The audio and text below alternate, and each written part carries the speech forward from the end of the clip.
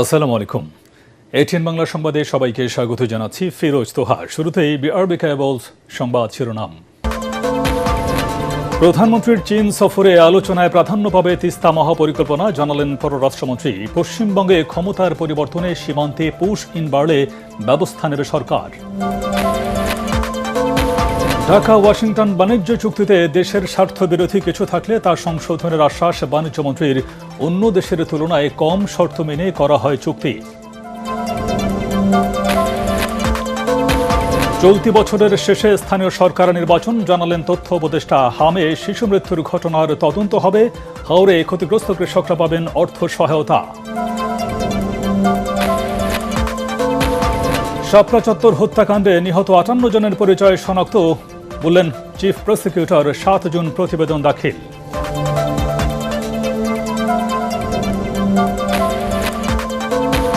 এবং পশ্চিমবঙ্গে বিজেপির ঐতিহাসিক জয়, নতুন সরকারের শপথ ৯ মে। বিজেপির ক্ষমতায় আসা বাংলাদেশের জন্য স্বস্তিদায়ক হবে না, বলছেন বিশ্লেষকরা।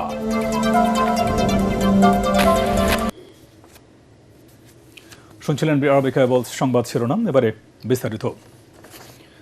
৩ দিনের দাপ্তরিক সফরে চীন যাচ্ছেন পররাষ্ট্রমন্ত্রী ডক্টর খলিলুর রহমান। রাষ্ট্রীয় অতিথি ভবন পদ্মায় ঢাকায় সফররত মার্কিন বাণিজ্য প্রতিনিধি দলের সাথে বৈঠক শেষে পররাষ্ট্রমন্ত্রী চীন সফর প্রসঙ্গে বলেন, জুনে চীনে যেতে পারেন প্রধানমন্ত্রী। তার সফরে আলোচনায় বাংলাদেশের তিস্তা মহাপরিকল্পনা প্রাধান্য পাবে বলেও জানান মন্ত্রী। ভারতের পশ্চিমবঙ্গে ক্ষমতার পালা বদলের কারণে বাংলাদেশে পুশ ইন হলে সরকার ব্যবস্থা নেবে বলেও জানান পররাষ্ট্রমন্ত্রী। এবং এই সফরে আমরা আমাদের দুই দেশের সম্পর্ককে আরো দ্রুত এবং আরো গভীর এবং ব্যক্ত করার বিষয়ে বিস্তারিত আলোচনা করব। অবশ্যই তিস্তার কথা হবে, অবশ্যই। এইটা আমাদের সেই অঞ্চলের মানুষের মরণ বাঁচানোর বিষয়। মাননীয় প্রধানমন্ত্রীর অঙ্গীকার সেই অঞ্চলের সমস্যার সুরাহা করা, এবং এটা আমাদের সরকারের অঙ্গীকার। এই অঙ্গীকার আমরা পূরণ করব এবং চীন সফরে এই বিষয়টা আমরা নিশ্চয়ই আলোচনা করব। বাংলাদেশ ও যুক্তরাষ্ট্রের মধ্যে পারস্পরিক বাণিজ্য চুক্তি একটি বাস্তবতা। উত্তরাধিকার সূত্রে বর্তমান সরকার এটি পেয়েছে। বাংলাদেশের অনুকূলে চুক্তিটিকে কাজে লাগানোই হবে আগামী দিনের প্রচেষ্টা বলে জানিয়েছেন বাণিজ্যমন্ত্রী খন্দকার আব্দুল মুকতাদির। সচিবালয়ে বাণিজ্যমন্ত্রীর সাথে যুক্তরাষ্ট্রের assistant trade representative for South and Central Asia Brendan লিঞ্চের নেতৃত্বে প্রতিনিধি দলের সাক্ষাৎ শেষে তিনি এসব কথা জানান। মন্ত্রী আরও জানান, দেশের স্বার্থের অনুকূলে যায় এমন কাজই করবে সরকার। চুক্তির কোনো ধারা বাংলাদেশের স্বার্থের অনুকূলে না থাকলে তবে সেটি সংশোধনের বিধানও এই চুক্তির মধ্যে আছে। তাই চুক্তি নিয়ে অহেতুক আতঙ্কিত ও দুশ্চিন্তাগ্রস্ত না হওয়ার আহ্বান জানান মন্ত্রী। রাষ্ট্র যখন একটা চুক্তি করে, সেটা এরকম না যে আপনি ইচ্ছা করলে চুক্তি রাখলেন, চুক্তি শেষ করে ফেললেন। ব্যাপারটা এরকম না। এটা তো দুইটা ব্যক্তির চুক্তি না, দুইটা রাষ্ট্রের চুক্তি। আর যে কোনো চুক্তি দুইটা পক্ষের মধ্যে হয়, এবং দুইটা পক্ষ যখন কোনো একটা বিষয় আলোচনা করে, তো সংশ্লিষ্ট পক্ষ তো তার জিনিসগুলিকে সুবিধা পাওয়ার জন্য চেষ্টা করে। একটা চুক্তিতে কিছু ধারা হয়তো কোনো একটা পক্ষে থাকে, আবার কিছু একটা ধারা অন্য পক্ষের অনুকূলে থাকে। আমরা এই দেশের স্বার্থের অনুকূলে যাই তেমন কাজই করব। সেই জন্যই আমরা কমিটেড, এবং সেই জন্য এই দেশ পরিচালনার দায়িত্বে এই দেশের মানুষ আমাদের বসিয়েছে। চলতি বছরের শেষে স্থানীয় সরকার নির্বাচন শুরু হবে, যা ধাপে ধাপে শেষ করতে প্রায় ১ বছর সময় লাগবে বলে জানিয়েছেন প্রধানমন্ত্রীর তথ্য উপদেষ্টা ডক্টর জাহিদুর রহমান। সচিবালয়ে তথ্য অধিদপ্তরের ব্রিফিংয়ে তিনি আরও বলেন, হাওরে বন্যায় ক্ষতিগ্রস্ত কৃষকদের প্রত্যেক পরিবারকে এককালীন ৭,৫০০ টাকা করে অনুদান দেবে সরকার। দেশে হাম ও এর উপসর্গ নিয়ে ৩০০ শিশুর মৃত্যুর ঘটনায় কারা দায়ী এবং দায়িত্বে অবহেলা করেছে কিনা সরকার তা তদন্ত করবে বলেও জানান তথ্য উপদেষ্টা। বিস্তারিত জানাচ্ছেন ইয়াসিন রানা। সরকারের বিভিন্ন মন্ত্রণালয়ের কার্যক্রমের বিস্তারিত জানাতে সংবাদ সম্মেলনের আয়োজন করে তথ্য মন্ত্রণালয়। ব্রিফিংয়ে স্বাস্থ্য, জ্বালানি, শিক্ষা, স্থানীয় সরকার সহ বিভিন্ন মন্ত্রণালয়ের কার্যক্রম তুলে ধরেন প্রধানমন্ত্রীর তথ্য উপদেষ্টা ডক্টর জাহিদুর রহমান। চাহিদা ৪-৫ গুণ বেড়ে গিয়েছিল। এ সময় তিনি বলেন, জ্বালানি সংকটের কারণে গরমের সময়ে লোডশেডিং হবে। বাস্তবতা মেনে জনগণকে পরিস্থিতির সাথে মানিয়ে নেওয়ার আহ্বান জানান তিনি। চলতি বছরের শেষে স্থানীয় সরকার নির্বাচন শুরুর সরকারের পরিকল্পনার কথাও জানান তথ্য উপদেষ্টা। সবগুলো নির্বাচন শেষ করতে 10 মাস থেকে 1 বছর সময়। আপনারা জানেন, বিশেষ করে ইউনিয়ন পরিষদ অনেকগুলো, সেগুলো ধাপে ধাপে হয়। আবার অনেক বেশি গরম পড়লে কিছুটা লোডশেডিং করা লাগতে পারে। কারণ হচ্ছে মধ্যপ্রাচ্য সংকটের কারণে বিদ্যুৎ উৎপাদনে আমাদের চাপ তৈরি হয়েছে। হাওরে আমাদের কৃষকগণ হঠাৎ পানি বৃদ্ধির কারণে ক্ষতিগ্রস্ত হয়েছে। ক্ষতিগ্রস্ত কৃষকদের জন্য 7,500 টাকা করে তাদেরকে অনুদান দেওয়া হবে।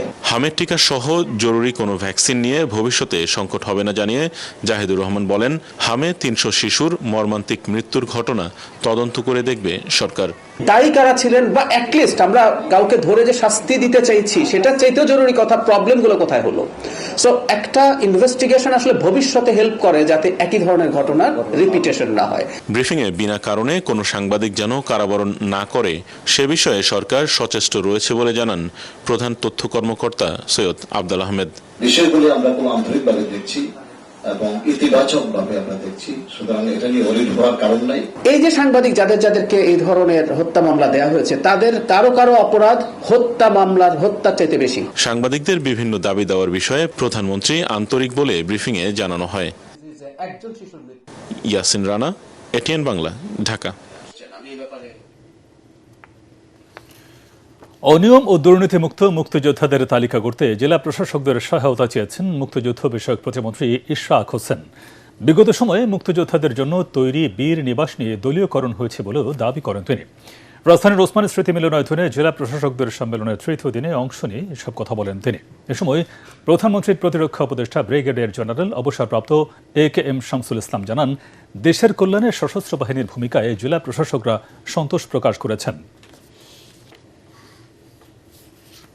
আমাদের মাননীয় প্রধানমন্ত্রী যে নির্দেশনাগুলো ছিল, যে পেশাদারিত্ব প্রেমে উদ্বুদ্ধ হয়ে সেনাবাহিনীতে যাতে আমরা আরো শক্তিশালী জনবল সম্পৃক্ত করতে এবং সেই ব্যাপারে জেলা প্রশাসক বিকাশ বিবেচনা করেছি। বীর নিবাস আমাদের 30,000 আমাদের প্রকল্পের টার্গেট রয়েছে, এর মধ্যে 17,806টি নির্মাণ হয়েছে, বাকিগুলো প্রক্রিয়াধীন রয়েছে।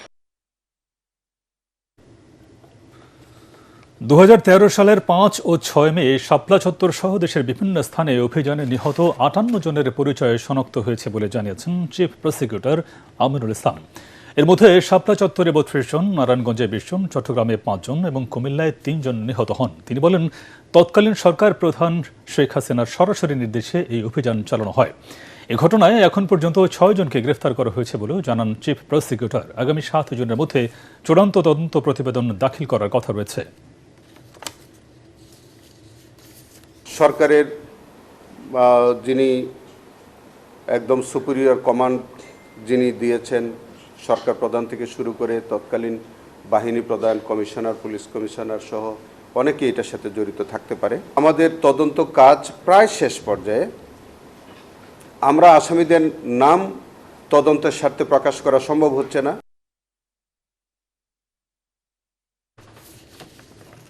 এবার ভারতের বিধানসভা নির্বাচনের খবর।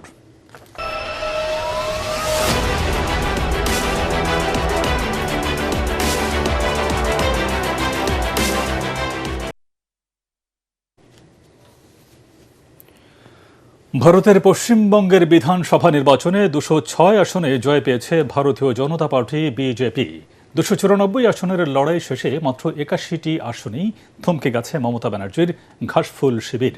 আর কংগ্রেস 2টি আর সিপিএম পেয়েছে 1টি আসন। দিল্লি থেকে প্রধানমন্ত্রী নরেন্দ্র মোদী এই জয়কে ঐতিহাসিক উল্লেখ করে হুঁশিয়ারি দেন, বাংলার মাটি থেকে অনুপ্রবেশকারীদের বিতাড়িত করা হবে। এদিকে পরাজয় মেনে নিতে নারাজ মুখ্যমন্ত্রী মমতা ব্যানার্জি অভিযোগ তোলেন ভোট গণনায় কারচুপির। নতুন সরকারের শপথ নেবেন আগামী 9 মে।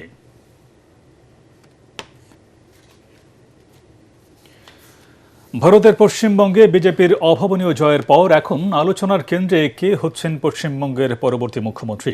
দলটির পক্ষ থেকে আগে কোনো নাম ঘোষণা করা না হলেও শুভেন্দু অধিকারী, সুকান্ত মজুমদার এবং দিলীপ ঘোষের নাম জোরালোভাবে শোনা যাচ্ছে। রাজ্য সভাপতি সমীক ভট্টাচার্য, নিশীথ প্রামাণিক এবং নারী নেত্রী রূপা গাঙ্গুলিও রয়েছেন আলোচনায়। আরও জানাচ্ছেন নিয়াজ জামান সজীব। ভারতের পশ্চিমবঙ্গে মমতা বন্দ্যোপাধ্যায়ের 15 বছরের শাসনের অবসান ঘটালো ভারতীয় জনতা পার্টি বিজেপি। 294 আসনের লড়াই শেষে ম্যাজিক ফিগার 79 পার করেছে দলটি। আর মাত্র 81টি আসনেই থমকে গেছে ঘাসফুল শিবির। আর কংগ্রেস 2টি এবং সিপিএম পেয়েছে 1টি আসন। দেশটির কেন্দ্রীয় স্বরাষ্ট্রমন্ত্রী অমিত শাহ নির্বাচনী প্রচারণার সময় বারবার বলেছিলেন বিজেপি ক্ষমতায় এলে কোনো ভূমিপুত্র বা বাঙালিকেই মুখ্যমন্ত্রী করা হবে। বিজেপি দলীয় কেন্দ্রীয় মন্ত্রী সুকান্ত মজুমদার এক ধাপ এগিয়ে বলেছিলেন বাংলার পরবর্তী মুখ্যমন্ত্রী হবেন একজন আমিষভোজী। রাজ্যে দলের ভিত্তি মজবুত করার লক্ষ্যে বিজেপি একজন শক্তিশালী নেতাকেই বেছে নেবেন, এমনটাই বলছেন সমর্থকরা। রেকর্ড ভেঙে সেখানে একজন নারীকেও প্রথমবারের মতো মুখ্যমন্ত্রী বানাতে পারে বিজেপি। দলের প্রভাবশালী নারী নেত্রীদের মধ্যে অগ্নিমিত্র পাল এবং মহাভারতে দ্রৌপদী চরিত্রে অভিনয় করা রূপা গাঙ্গুলিও আলোচনায় রয়েছেন। এছাড়া বিরোধী দলীয় নেতা ও মমতা বন্দ্যোপাধ্যায়ের প্রধান প্রতিদ্বন্দ্বী শুভেন্দু অধিকারী, রাজ্য সভাপতি শ্রমিক ভট্টাচার্য, নিশিত প্রামাণিক ও দিলীপ ঘোষও আলোচনায় রয়েছেন। নিয়াজ জামান সজীব, এটিএন বাংলা। ভারতের পশ্চিমবঙ্গে বিজেপির ক্ষমতায় আসা বাংলাদেশের জন্য খুব একটা স্বস্তিদায়ক হবে না বলে মনে করছেন বিশ্লেষকরা। এতে করে বাংলাদেশের সীমান্ত এলাকায় রোহিঙ্গা সহ মুসলিমদের পুশ ইন বাড়তে পারে বলে মনে করছেন তারা। তবে কূটনৈতিক তৎপরতা বাড়াতে পারলে তিস্তা ও গঙ্গার পানি বন্টন চুক্তির দীর্ঘমেয়াদী সমাধানের সুযোগ দেখছেন তারা। রিপোর্ট করছেন মাহবুব কবির চপল। কারণ বাংলাদেশের সঙ্গে যুদ্ধ ভারতের কাছে তো কয়েকদিনের ব্যাপার নয়, কয়েক মিনিটেই ফয়সলা হয়ে যাবে। আমি আহ্বান করেছি রাষ্ট্রবাদী মুসলিমদের, আপনারা আসুন, আপনাদের তেজপাতা করে রেখেছে মমতা ব্যানার্জি। বাংলাদেশের মুসলমান আর রোহিঙ্গারা পালাবে। বিজেপি নেতা শুভেন্দু অধিকারীর এসব বক্তব্য অনেকেই হাস্যকর মনে করতেন, কিন্তু মুসলিম বিরোধী বাংলাদেশকে কটাক্ষ করা বক্তব্যগুলো যে পশ্চিমবঙ্গের মানুষ গিলেছেন তার বড় প্রমাণ বিধানসভার ফলাফলে। প্রথমবারের মতো পশ্চিমবঙ্গের মসনদে বিজেপি। আমাকে ভবানীপুরের মুসলমানরা ভোট দেয়নি। মোদির দলের বাংলা জয়ের পেছনে বিভিন্ন কারণ ব্যাখ্যা করছেন বিশ্লেষকরা। 15 বছর ধরে মমতা বন্দ্যোপাধ্যায় ক্ষমতা থাকার দরুন তার বিরুদ্ধে একটা প্রতিষ্ঠান বিরোধী হাওয়া উঠেছে এবং তার দলের কর্মী, নেতা, মন্ত্রীদের সম্পর্কে দুর্নীতির অভিযোগ প্রবল ছিল। ক্ষোভের বহিঃপ্রকাশ ছাড়াও আরেকটি বড় কারণ, মমতা বন্দ্যোপাধ্যায় সরকার অনুপ্রবেশকারীদের সমর্থন করছেন, তাদের জায়গা করে দিচ্ছেন যেখানে হিন্দুরা বঞ্চিত হচ্ছে। রাজনৈতিক রেটরিক হিসেবে তারা ব্যবহার করেছে সস্তা কিছু জনপ্রিয়তা আদায়ের জন্য। তার মানে এই না যে তারা লোকজন ধরে ধরে পাঠিয়ে দিবে, ওটা তো আর তো সহজ না। বাংলাদেশ কিছু করে বসে থাকবে। বিজেপির যে নীতি বা তাদের যে আদর্শ, এটার সঙ্গে অধিকাংশ মানুষ তারা অ্যালাইন করেছে, যার কারণে এখানে বিজেপির একটা উত্থান আমরা দেখলাম। পশ্চিমবঙ্গের সাথে বাংলাদেশের সবচেয়ে বড় 2200 কিলোমিটার সীমান্ত রয়েছে। দুদেশের ভাষা সংস্কৃতিরও রয়েছে মিল। প্রথমবারের মতো বিজেপি ক্ষমতায় আসায় বাংলাদেশের উপর কী প্রভাব পড়তে পারে তা নিয়ে চলছে আলোচনা। বাংলাদেশের প্রভাবটা আমার কাছে মনে হচ্ছে খুব ইতিবাচক কিছু হবে না। ইতিবাচক কিছু হবে না যে বিজেপি তো তার পলিসি থেকে সরে আসবে না। অ্যান্টি বাংলাদেশি, অ্যান্টি মুসলিম, এই কার্ডটা তারা খেলতেই থাকবে। বাংলাদেশের সঙ্গে ভারতের সম্পর্কের প্রভাব নিশ্চিতভাবে নির্বাচন করবে, কারণ ভারতের দিক থেকে বলা হয় যে পশ্চিমবঙ্গ সীমান্তবর্তী এলাকায় যেখানে জামায়াত ইসলামীরা জয়ী হয়েছে, তার বিপরীতে ভারতের পশ্চিমবঙ্গের সীমানার অভ্যন্তরে সেই জায়গাগুলোতে দেখা গেছে যে বিজেপি জয়লাভ করেছে, অর্থাৎ ধর্মীয় মেরুকরণ করা গিয়েছে। অবশ্য কিছুটা আশার আলো দেখছেন বিশ্লেষকরা, কারণ মমতা ব্যানার্জির অজুহাতে 15 বছর ধরে আটকে আছে তিস্তার পানি বন্টন চুক্তি। চলতি বছর শেষ হচ্ছে গঙ্গার পানি বন্টন চুক্তিও। কেন্দ্র ও রাজ্যে একই দলের সরকার থাকায় পানি বন্টন চুক্তির আলোচনা এগিয়ে নেওয়া সহজ হবে বলে মনে করছেন অনেকেই। এতকাল মমতা বন্দ্যোপাধ্যায় ক্ষমতা থাকার কারণে তিস্তা নদীর চুক্তি করা যায়, ফলে এখন ভারতীয় জনতা পার্টি কেন্দ্রেও রয়েছেন, রাজ্যেও রয়েছেন। সুতরাং আমরা আশা করতে পারি যে তিস্তা নদীর চুক্তি সম্ভাবনা প্রবল। আমি মনে করি না যে তিস্তার যে পানি চুক্তি এটা মমতা আটকে রেখেছিল। মমতাকে দিয়ে ভারত সরকার একটা গেম খেলেছে, যে কেন্দ্রীয় সরকার বরাবর দেখাতে চেয়েছে দেখো আমরা তো রাজি, কিন্তু পশ্চিমবঙ্গ রাজি হচ্ছে না। ভারতের কেন্দ্রে যে দল, সেই দলই এখানে সেটা আমি ইতিবাচক হিসেবে দেখছি। হ্যাঁ, তাদের নীতির মধ্যে বড় রকমের পার্থক্য থাকবে না, এটা বোঝা সহজ হবে আমাদের। কেন্দ্রের সাথে যদি আমাদের ভালো সম্পর্ক থাকে তাহলে এখানেও কোনো সমস্যা তৈরি হবে না।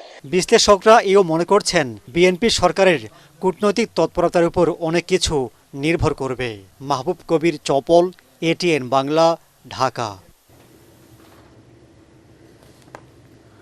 সরকারের সঠিক নীতি সহায়তা না দেয়া ও দুর্নীতির কারণেই বাধাগ্রস্ত হচ্ছে আবাসন খাতের ব্যবসা। সরকার ও রাজুকের ব্যবসায়ী মনোভাব থেকে বের হয়ে আসার আহ্বান জানিয়েছেন আবাসন খাতের ব্যবসায়ীদের সংগঠন রিহাবের সভাপতি আলী আফজাল। দেশের নাগরিকদের স্বল্প মূল্যে আবাসন সুবিধা নিশ্চিতে স্যাটেলাইট সিটির পরিকল্পনা ও তা বাস্তবায়নে সরকারের সহযোগিতার কথাও জানান রিহাবের নবনির্বাচিত সভাপতি। তরিক ইসলামের রিপোর্ট। দেশের আবাসন খাতে বিকাশে বড় ভূমিকা রাখছে real estate and housing association of Bangladesh rehab. অথচ প্রয়োজনীয় নীতি সহায়তা না দেয়ায় আজ নানান সংকটে স্থবির ক্রমবর্ধমান এই শিল্প। সদ্য অনুষ্ঠিত রিহ্যাব নির্বাচনে সভাপতি হিসেবে নির্বাচিত হয়েছেন ডক্টর মোহাম্মদ আলী আফজাল।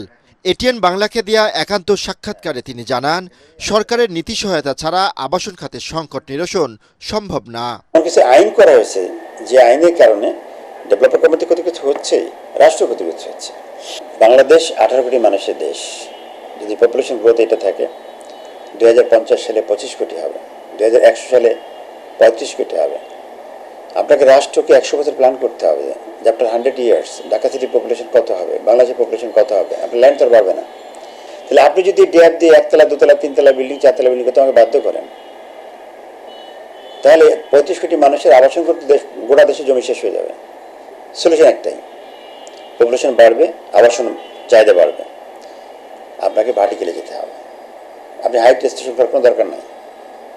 শুধুমাত্র কিছু টেকনিক্যাল জায়গা ছাড়া, যেমন এয়ার ফানেল আছে, রাডার আছে, এরকম কিছু সেন্সিটিভ জায়গা ছাড়া বাকি কোথায় মনে করি না যে কোনো হাইট স্টেশন দরকার আছে। রাজুকের ব্যবসায়ী মনোভাব ও ড্যাপের বৈষম্যকে আবাসন খাতে বিশৃঙ্খলার জন্য দায়ী বলেও জানান রিহ্যাব সভাপতি। এই স্যাটেলাইট সিটি কনসেপ্টটা গোটা দুনিয়াতে আছে, পাশাপাশি ইন্ডিয়াতেও আছে। কিন্তু শহরের বাইরে যে শহর তৈরি করা হচ্ছে, যে আমাদের চারিদিকে যে শহর আছে, মানিকগঞ্জ, মুন্সিগঞ্জ, এদিকে গাজীপুর, নারায়ণগঞ্জ, এই স্যাটেলাইট সিটি করে যদি আপনি মেট্রো কানেকশন করে দিতেন, ওখানে ল্যান্ডের দাম কিন্তু অনেক কম। ঢাকার এক কাঠা জমি 10 কোটি টাকা বিক্রি হয়, কিন্তু ওখানে কিন্তু 5 লাখ 10 লাখ টাকা এখনও কিন্তু কাটা পাওয়া যায়। তো তার দাম কিন্তু প্রায় 100 টাইমস কমেছে ল্যান্ড ভ্যালুটা। তাহলে সেই মানুষগুলো বড় সমস্যা হচ্ছে তার কানেক্টিভিটি। যদি এই কানেক্টিভিটি রাষ্ট্র তৈরি করতে পারতো, তাহলে কিন্তু আমরা অনেক কম খরচে আমরা কিন্তু তৈরি করতে পারতাম। আবাসন খাতের দুর্নীতি রোধে অনলাইন ও ওয়ান স্টপ সেবার দাবি জানান সদ্য নির্বাচিত রিহ্যাব সভাপতি আলী আফজাল। তরিক ইসলাম, এটিএন বাংলা, ঢাকা। হাম প্রতিরোধে টিকাদান কর্মসূচি চলমান থাকলেও দিন দিন হামের প্রকোপ বাড়ছে। হামে আক্রান্ত হয়ে গত 24 ঘন্টায় ময়মনসিংহ মেডিকেল কলেজ হাসপাতালে চিকিৎসাধীন অবস্থায় এক শিশুর মৃত্যু হয়েছে। এদিকে সিলেটে হামের উপসর্গ নিয়ে 2 শিশুর মৃত্যু হয়েছে। সোমবার সিলেট ওসমানী মেডিকেল কলেজ হাসপাতালের পিআইসিইউতে চিকিৎসাধীন অবস্থায় তাদের মৃত্যু হয় বলে জানিয়েছেন সিভিল সার্জন নাসির উদ্দিন। সিলেট বিভাগের বিভিন্ন হাসপাতালে হামের উপসর্গ নিয়ে বর্তমানে চিকিৎসাধীন রয়েছে 200 রোগী।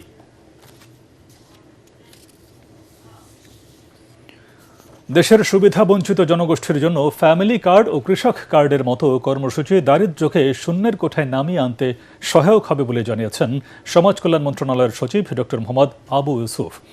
এদিকে ডিবেট ফর ডেমোক্রেসির চেয়ারম্যান এটিএন বাংলার বার্তা বিভাগের পরিচালক হাসান আহমেদ চৌধুরী কিরণ বলেন, সরকারের এসব কর্মসূচি নিম্ন ও মধ্য আয়ের মানুষের সামাজিক সুরক্ষায় গুরুত্বপূর্ণ ভূমিকা রাখবে। বিস্তারিত জেমস হামিমের রিপোর্ট। আত্মীয়তা, স্বজনপ্রীতি। সমসাময়িক প্রেক্ষাপট নিয়ে এটিএন বাংলার নিয়মিত অনুষ্ঠান ইস্পাহানি মির্জাপুর শুভরাত্রিতে এবারের অতিথি সমাজ কল্যাণ সচিব ডক্টর মোহাম্মদ আবু ইউসুফ। সরকারের সাথে আমাদের দেশের প্রান্তিক জনগোষ্ঠীর জীবনমান উন্নয়নে বড় লক্ষ্য নিয়ে এগোচ্ছে বর্তমান সরকার। এছাড়া আশ্রয়ণ প্রকল্পের ঘরের মান ও পথশিশুদের জন্ম নিবন্ধনের আওতায় এনে তাদের জীবনমান উন্নয়নের প্রতিশ্রুতি দেন সমাজ কল্যাণ সচিব। তাদেরকে টেস্ট করে তার একটা ডেট অফ বার্থ, কাছাকাছি ডেট বা তার বয়স কত হতে পারে, মেডিকেল সায়েন্স সেটা করতে পারে, তাদের একটা যদি আমরা ডেট অফ বার্থ দিতে পারি, এই পরিকল্পনা আমাদের আছে। এবং তারপরে ডেট অফ বার্থ হলে ধরেন আপনার তাদের এনআইডি বলেন বা অন্য জিনিসগুলো, সেটা আমাদের সরকারি তরফ থেকে আমরা চেষ্টা করব। এ সময় তিনি আরও বলেন, ফ্যামিলি কার্ড দেওয়ার ক্ষেত্রে সরকার শতভাগ স্বচ্ছতা ও নিরপেক্ষতা বজায় রাখবে। এজন্য কমিটি গঠন করে পরিবারগুলোর আর্থসামাজিক অবস্থা যাচাই করা হয়। যোগ্য না অনুপযুক্ত এমন কোনো লোক ঢুকে পড়েছে কিনা, অথবা এই ভাতা পাওয়ার উপযুক্ত কিন্তু সে আসতে পারেনি এমন কেউ আছে কিনা, সে ব্যাপারে আমরা রিপোর্ট দেওয়ার জন্য অলরেডি ক্যাবিনেট থেকে ইনস্ট্রাকশন দেওয়া হয়েছে। অনুষ্ঠানের সঞ্চালক এটিএন বাংলার বার্তা পরিচালক হাসান আহমেদ চৌধুরী কিরণ আসন্ন বাজেটে এই খাতে পর্যাপ্ত বরাদ্দের দাবি জানান। চ্যালেঞ্জ থাকলেও সরকারের সদিচ্ছা এবং কার্যকর উদ্যোগের কারণে অর্থনৈতিক মন্দা মোকাবেলা করে সামাজিক সুরক্ষা ও কর্মসূচি সফল করা সম্ভব বলে মনে করেন তিনি। অর্থায়নের ক্ষেত্রে সরকারের যে চ্যালেঞ্জ রয়েছে সেই চ্যালেঞ্জ মোকাবেলা করার জন্য সাশ্রয়ীভাবে সরকার যাতে তার বিভিন্ন কর্মপরিকল্পনা যেভাবে গ্রহণ করছে সেভাবে যদি করে, আমরা আশাবাদী হতে চাই যে আমাদের এই সামাজিক সুরক্ষা কর্মসূচির মধ্যে দিয়ে প্রান্তিক জনগোষ্ঠীর নিম্ন আয়ের মধ্য আয়ের মানুষের বর্তমান যে বাজার পরিস্থিতি, বর্তমান বৈশ্বিক যে পরিস্থিতি, সেই পরিস্থিতিতে একটা সুরক্ষা কবচ হিসাবে কাজ করবে। সামাজিক সুরক্ষা খাতে সরকারের কার্যক্রম অব্যাহত থাকবে বলে জানান আলোচকরা। James Hamim, ATN Bangla, Dhaka. Iran America যুদ্ধ প্রসঙ্গ।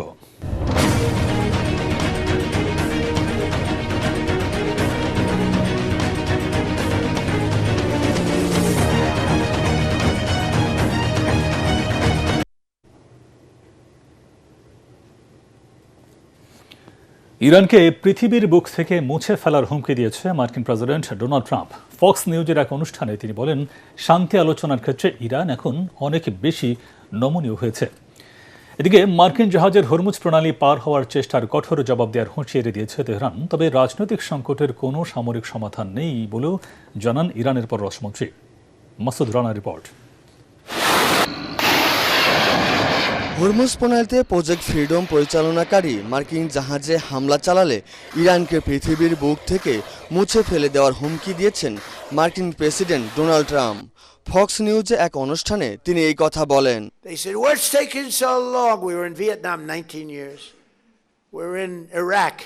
হরমুজ প্রণালী ঘিরে সৃষ্ট নতুন উত্তেজনা দুই দেশের মধ্যকার যুদ্ধবিরতিকে আবারও ভাঙ্গনের মুখে ঠেলে দিয়েছে।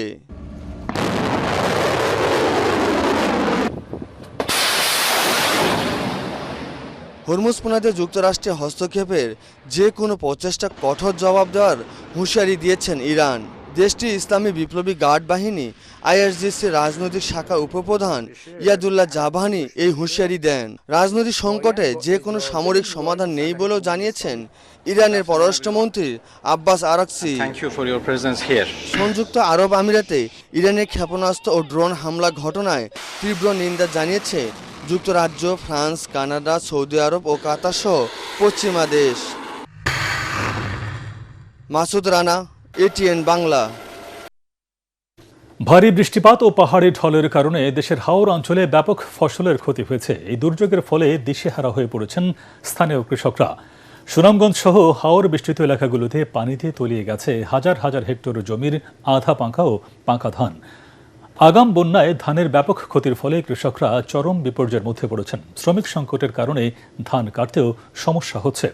স্থানীয় প্রশাসন জানিয়েছে, ক্ষতিগ্রস্ত কৃষকদের তালিকা করে আগামী 3 মাস সরকার বিশেষ সহায়তা দেওয়ার উদ্যোগ নিয়েছে। নারীদের স্বাস্থ্যসম্মত নিরাপদ সন্তান প্রসবের জন্য প্রশিক্ষিত ধাত্রী সবচেয়ে বেশি গুরুত্বপূর্ণ। তাই শিশু জন্মদানের জন্য ধাত্রীদের প্রশিক্ষণ ও সম্মানজনক সম্মানে নিশ্চিত করা জরুরি বলে জানিয়েছেন ধাত্রীবিদ্যা বিশেষজ্ঞরা। রাজধানীতে আন্তর্জাতিক ধাত্রী দিবস উপলক্ষে আয়োজিত আলোচনা সভায় বক্তারা এসব কথা বলেন।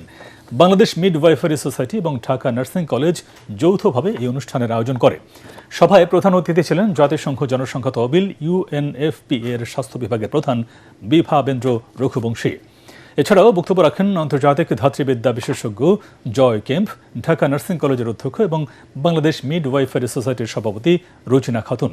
দিবসটি উপলক্ষে র্যালি ও সাংস্কৃতিক অনুষ্ঠানেরও আয়োজন করা হয়।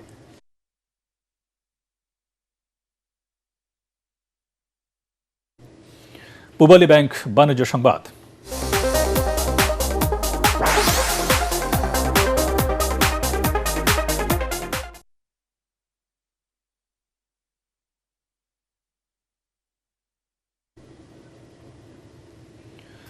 জয়পুরহাটে সরকারের লাখ লাখ টাকা খরচ করে তৈরি করা আলু সংরক্ষণাগারগুলো কোনো কাজেই আসছে না। অহিমায়িত মডেল ঘরগুলোতে আলু না রেখে কেউ পরিবার নিয়ে বসবাস করছেন, কেউ বানিয়েছেন গুদাম ঘর। ঘরগুলোকে তদারকি করে কাজে লাগানোর দাবি কৃষকদের। জয়পুরহাট প্রতিনিধি রফিকুল ইসলাম রফিকের রিপোর্ট, জানাচ্ছেন মাসুদ রানা। আলু উৎপাদনে অন্যতম জেলা জয়পুরহাট। আলুর বহুমুখী ব্যবহার, সংরক্ষণ ও বিপণন উন্নয়ন প্রকল্পের আওতায় 2023-24 ও 24-25 অর্থ বছরে জয়পুরহাটে আলু সংরক্ষণের জন্য 52টি অহিমায়িত মডেল ঘর নির্মাণ করা হয়। এসব ঘরে ফেব্রুয়ারি থেকে জুন মাস পর্যন্ত 25 থেকে 30 মেট্রিক টন আলু সংরক্ষণে কথা থাকলেও কেউ তা রাখছে না। ব্যবহার করা হচ্ছে গৃহস্থালী কাজে। কৃষকদের অভিযোগ, এখানে আলু রাখলে তা পচে যায়। এছাড়া বৃষ্টির পানি ও ইঁদুরের আক্রমণেও ক্ষতি হয় আলুর। নিজের টাকা বালু কিনে নিজের টাকা বাঁশ কিনেছি, এটা ঠিকাদার দেওয়ার কথা। আমার ঘরটা করলে আমার জায়গা ইয়া হয় আছে, যার জন্য আমার ঘরটা আমি এখন ব্যবহার করি। রাখার আগে যে পোকার মানে ওষুধ স্প্রে করতে হবে সেটা আমাদের বলেনি। রাখার পর পোকা সব নষ্ট হয়ে গেছে। এবার রাখিনি, সামান্য একটু রাখছিলাম, কয়েকদিন শেষ করেছি। প্রথম অবস্থায় আমার মোটামুটি ভালো ছিল, আলু রাখছিলাম, মোটামুটি মুনাফা ভালো পেয়েছি। এখন এই ঘরটি তো নষ্ট হয়ে গেছে, সাইড দিয়ে পানি পড়ে। কৃষি বিপণন থেকে নিয়মিত তদারকি করতো, তাহলে হয়তো আমাদের সাহায্যে ঘরটা ভালো থাকতো। সংরক্ষণ করা না যাওয়ায় বাধ্য হয়ে আলু বিক্রি করে দিতে হয়েছে বলে জানালেন জেলা কৃষি বিপণন কর্মকর্তা। 2 বছর ধরে দেখা যাচ্ছে যে এই জয়পুরহাটের আলুগুলাতে একটু পচন ধরে, এজন্য কৃষকেরা বেশি দিন আলু সংরক্ষণ করে না, এই 2 মাস 2.5 মাস রাখার পরেই বিক্রি করে দেয়, যাতে তাদের কোনো লস না হয়। অপরিকল্পিত ঘর নির্মাণ না করে সঠিক ডিজাইন অনুসরণ করে সংরক্ষণাগার নির্মাণের দাবি আলু চাষিদের। Bureau report, ATN Bangla. এবার আন্তর্জাতিক সংবাদ।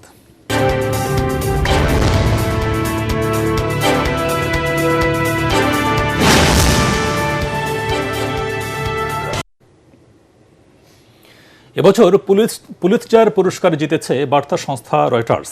যুক্তরাষ্ট্রের প্রেসিডেন্ট ডোনাল্ড ট্রাম্পের রাজনৈতিক প্রতিশোধমূলক কার্যক্রমের উপর প্রতিবেদন করে ন্যাশনাল রিপোর্টিং বিভাগে রয়টার্স এই পুরস্কার পেয়েছে। বিট রিপোর্টিং বিভাগেও এবছরের পুলিৎজার পুরস্কার ঝুলিতে ভরেছে রয়টার্স। শিশু ও ব্যবহারকারীদের ক্ষতিকর AI চ্যাটবট ও প্রতারণামূলক বিজ্ঞাপনের সংস্পর্শে আনায় সামাজিক যোগাযোগ মাধ্যমের বড় প্রতিষ্ঠান মেটার ভূমিকা নিয়ে অনুসন্ধানমূলক প্রতিবেদনের জন্য রয়টার্স এই পুরস্কার পেয়েছে। এবছর বিভিন্ন বিভাগে সম্মানজনক পুলিৎজার পুরস্কার পেয়েছে new York Times, Washington post, Connecticut mirror, Chicago Tribune, AP সহ আরও কয়েকটি সংবাদ মাধ্যম। এর মধ্যে নিউ ইয়র্ক টাইমস 3টি বিভাগে পুরস্কার জিতেছে। এবার খেলার খবর।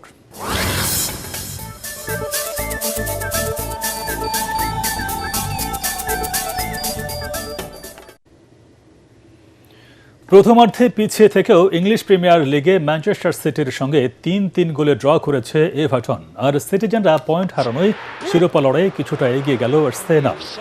পেপ গার্দিওলার দলের হয়ে প্রথম ও শেষ গোলটি করেন জেরেমি ডোকু, মাঝেটি করেন আর্লিং হল্যান্ড। আর স্বাগতিক এভারটনের হয়ে জোড়া গোল করেন থিয়ার্নো বেরি, অন্যটি করেন জ্যাক ওব্রায়ান। এই ড্রতে সিটিজেনরা হার এড়ালেও শিরোপা লড়াইয়ে লাগাম চলে গেল মিকেল আর্তেতার দলের হাতে। 34 ম্যাচে 71 পয়েন্ট নিয়ে প্রিমিয়ার লিগের দ্বিতীয় স্থানেই রইল ম্যানচেস্টার সিটি। আর 35 ম্যাচে 76 পয়েন্ট নিয়ে শীর্ষে আছে আর্সেনাল। উয়েফা চ্যাম্পিয়ন্স লিগে ফাইনালে ওঠার লড়াইয়ে মুখোমুখি হবে আর্সেনাল ও অ্যাথলেটিকো মাদ্রিদ। সেমিফাইনালের প্রথম লেগে 2 দলের ম্যাচটি ড্র হয়েছিল। তারা ইতিমধ্যে 4 বার একে অন্যের বিপক্ষে লড়াই করেছে। তার মধ্যে উভয়ই একটি করে ম্যাচ জিতেছে। তবে এমিরেটস স্টেডিয়ামে এগিয়ে আছে আর্সেনাল। 2 ম্যাচের একটিতে জিতেছে তারা। আর এই মাঠে অ্যাথলেটিকো কখনো জিততে পারেনি, একটি ম্যাচ ড্র হয়েছে। নিজেদের মাঠ এমিরেটস স্টেডিয়ামে গানাররা ফেভারিট হলেও ইনজুরিতে আছেন কাই হাভার্টজ ও মিকেল ম্যারিনোর মতো অপরিহার্য খেলোয়াড়রা। এই বিষয়টা কিছুটা হলেও মনোবলে এগিয়ে রাখতে পারে অ্যাথলেটিকো মাদ্রিদকে। বাংলাদেশ সময় রাত 1টায় শুরু হবে চ্যাম্পিয়ন্স লিগে এই 2 দলের সেমিফাইনালের দ্বিতীয় লেগের ম্যাচটি।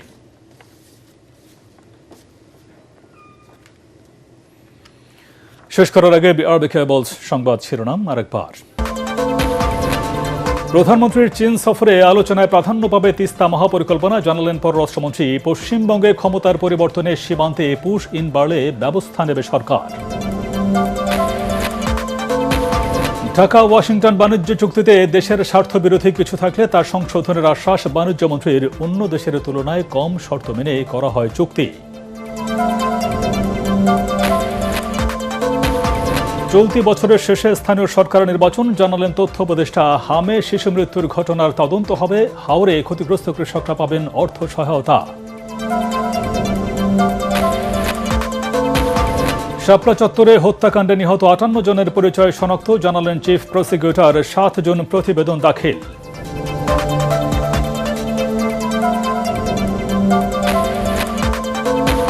এবং পশ্চিমবঙ্গে বিজেপির ঐতিহাসিক জয়, নতুন সরকারের শপথ 9 মে। বিজেপির ক্ষমতায় আসা বাংলাদেশের জন্য স্বস্তিদায়ক হবে না, বলছেন বিশ্লেষকরা।